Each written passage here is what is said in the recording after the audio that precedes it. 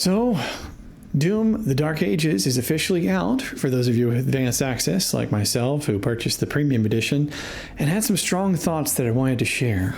To be honest, I have not finished the game or even played that much, but about 2 hours in I feel like I have a pretty good grasp on what the game's overall kind of loop structure is going to be.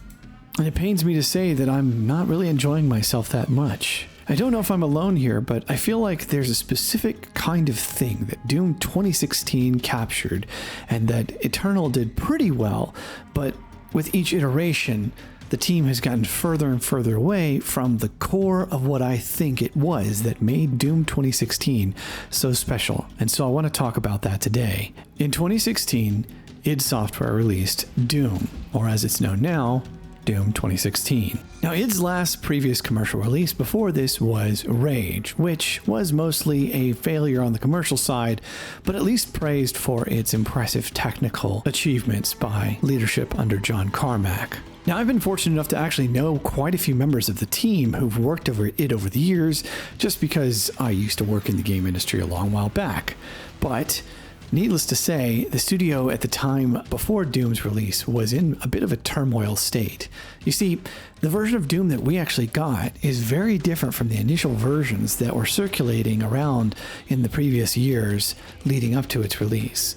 But the studio had decided at one point that what they had built over those years just wasn't good enough. And so they went back to the drawing board and started over until they made a masterpiece in the FPS genre.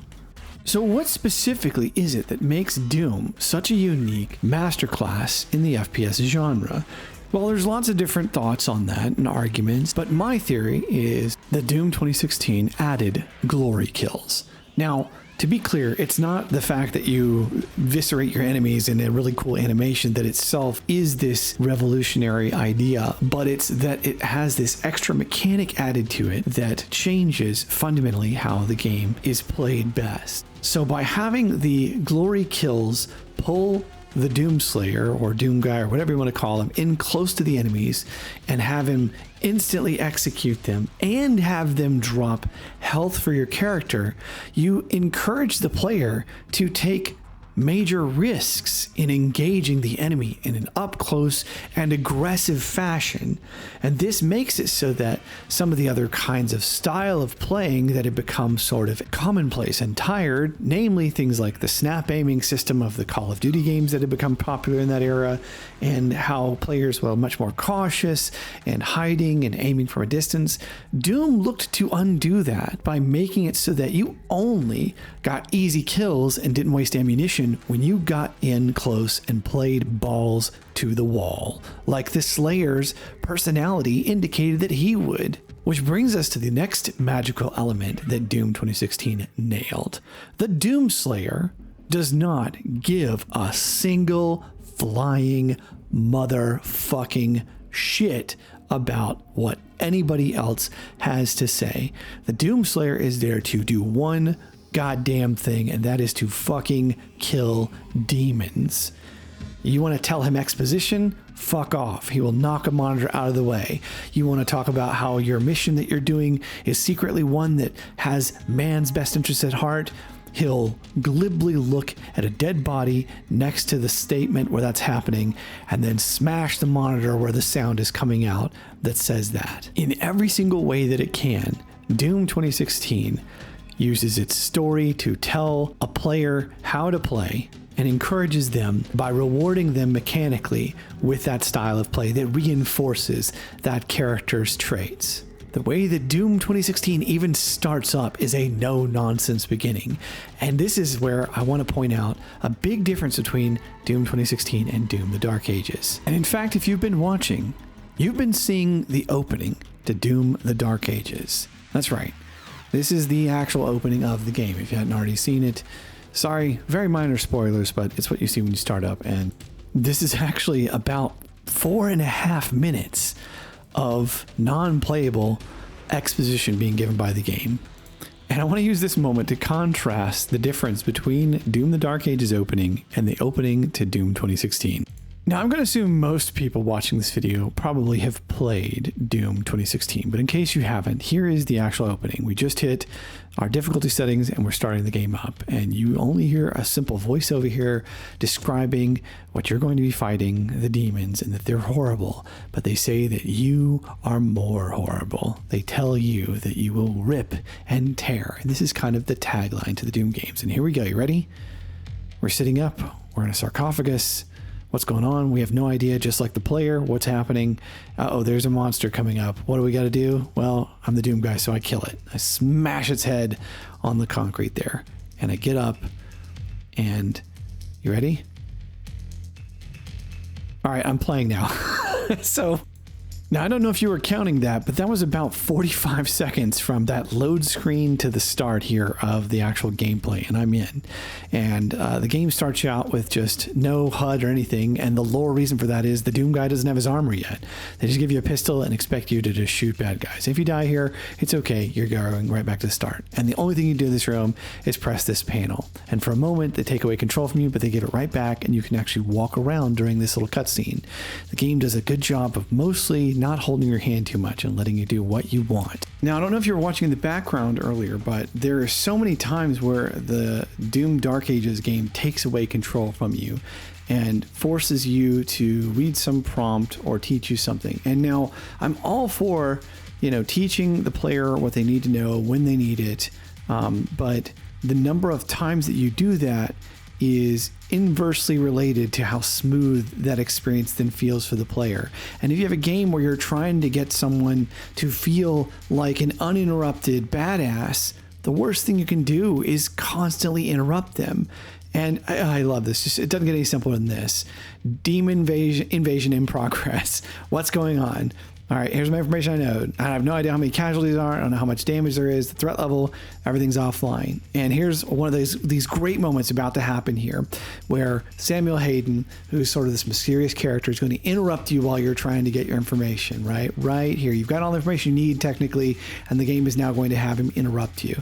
All right, your mission is you got to go to this station and get it aligned back, right? You don't need anybody telling you anything here. Oh, here we go. He's interrupting.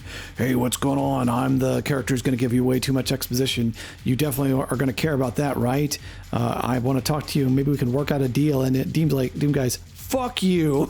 Like, again, what a great succinct way of telling the story. And immediately you're back into the game. Nobody's bothering you.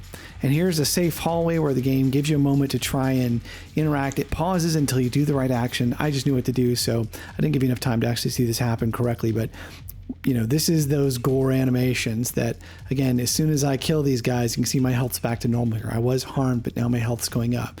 And the game is rewarding me. All right, so here's our first weapon pickup compared to the other game. I know it seems cool to have a capsule drop in, but I love this. You'll have to pry it from my cold, dead hands. He checks it out, and the music's with it. It's perfect. Again, the musician who created the composer, Mick Gordon, who made the music for this game, severely underappreciated. And there, your introduction to your next enemy type, boom, and he's gone.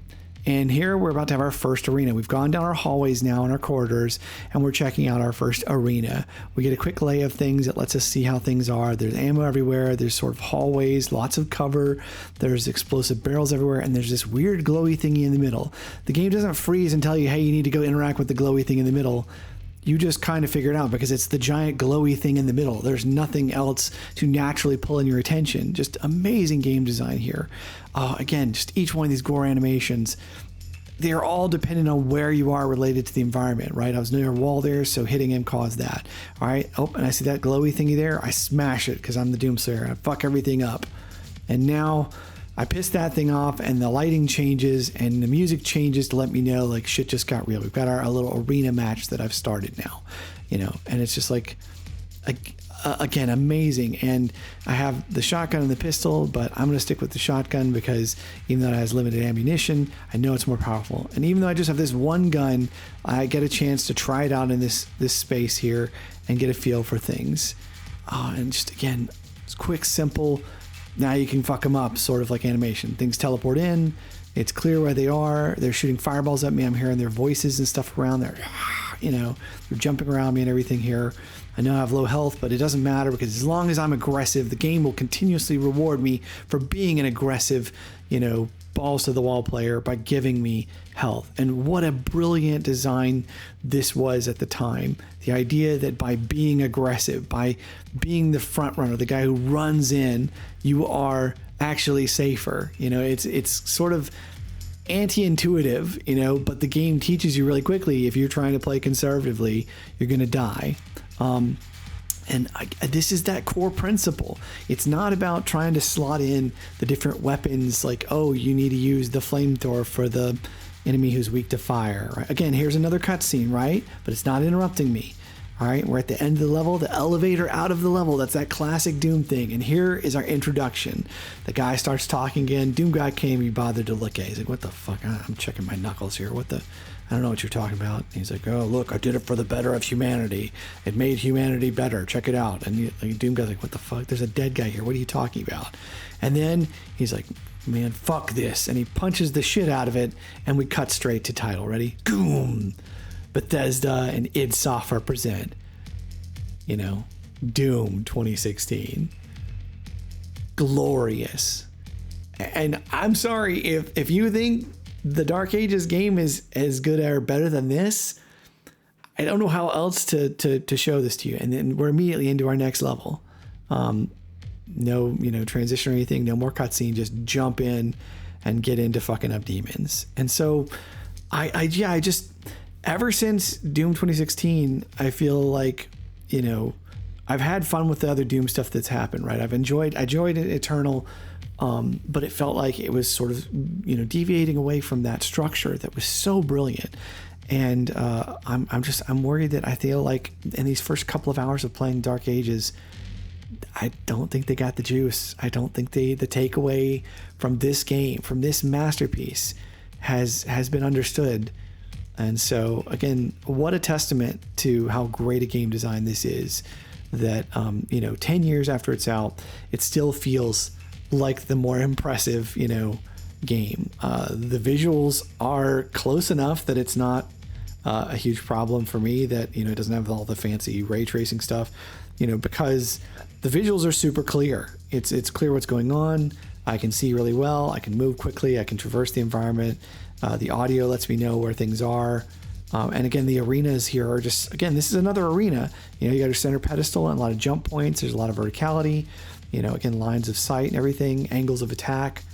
This is brilliant. This is Doom at its essence. This is Quake, really. Quake 3 Arena at its essence. You're in a mini deathmatch here, except unlike, Quake 3 Arena, where I'd probably get my ass handed to me against actual players, I get to feel like a badass fighting AI that I get to, literally rip the shit out of.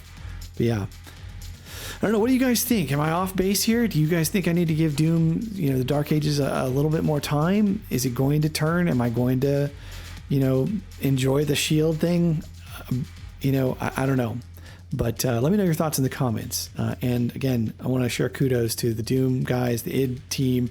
I love you guys. You're amazing. Keep making your amazing stuff. But I really hope that as you go forward, we can, get that secret sauce, the recipe for Doom 2016 back into the mix of things, because the stuff hasn't hit as good since this. Anyway, thanks for watching. I'll see you in the next one, guys.